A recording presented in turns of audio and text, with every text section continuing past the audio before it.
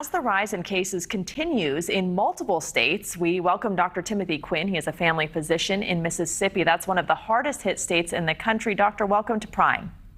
Hey, thank you for having me.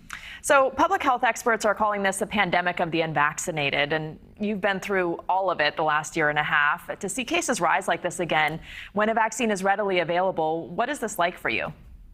I mean, it's frustrating as a physician. We work very hard. I actually work with the city of Jackson, our capital here in Mississippi. I also work with the Mississippi State Department of Health. And there are a lot of initiatives in place, and a lot of us physicians are working very hard to encourage our fellow Mississippians to get vaccinated. We have very robust information campaigns, and we keep pounding, and we're just hoping that we can continue and just get more results. What do you tell patients who are reluctant to get the vaccine?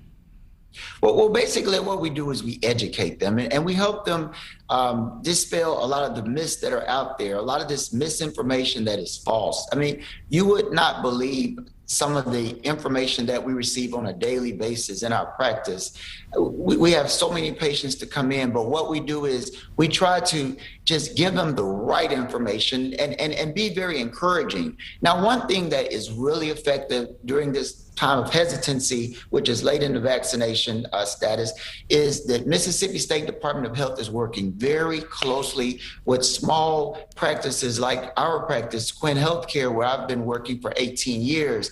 And due to this 18 years of experience, there's a lot of trust between me and my patients. And the Mississippi State Department of Health recognizes this. So they're putting a lot of resources towards the campaign, working with these primary care clinics and these clinics in the Delta, the more rural areas. So there's more of an interface between the physician and the patient, and we feel that we'll get better results that way. Yeah, relationships really do matter, and trust matters.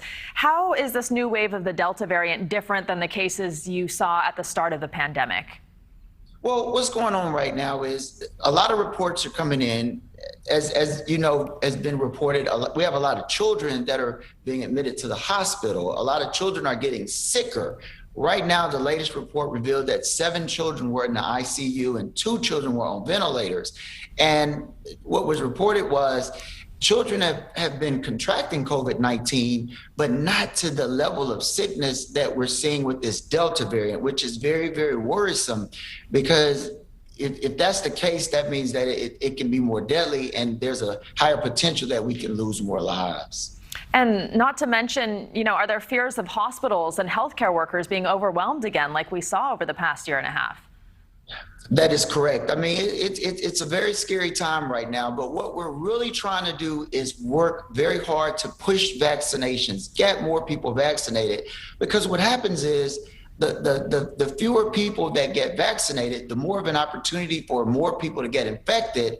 And then there's more of an opportunity for more variants to emerge. Because basically what happens is when someone gets infected, the virus replicates in their system, and then they release the virus. But some of these replicated copies might be a little bit different. They're mutant strains. They're different than the others. But these mutant strains, like the Delta variant, which is being proven, is it's stronger, so it's able to survive even more and infect more people, and that's why it's becoming the dominant variant. So what we really have to do is get more people vaccinated, slow down this opportunity of these breeding grounds of these new variants that could be even more deadly, and we can slow this pandemic down and bring it to a halt, which we really need, because we don't want to lose any more lives. And quickly, before I let you go, we see LA County is returning to a mask mandate. Is there a danger that people who are vaccinated can also get sick and infected by someone who's not vaccinated?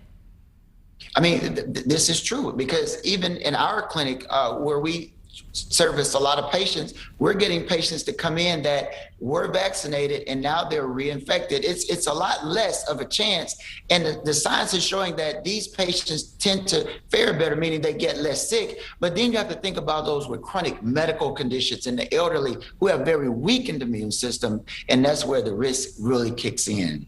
All right, Dr. Quinn, thank you so much. Really important information from a trusted source. We appreciate having you. Hey, thank you for having me.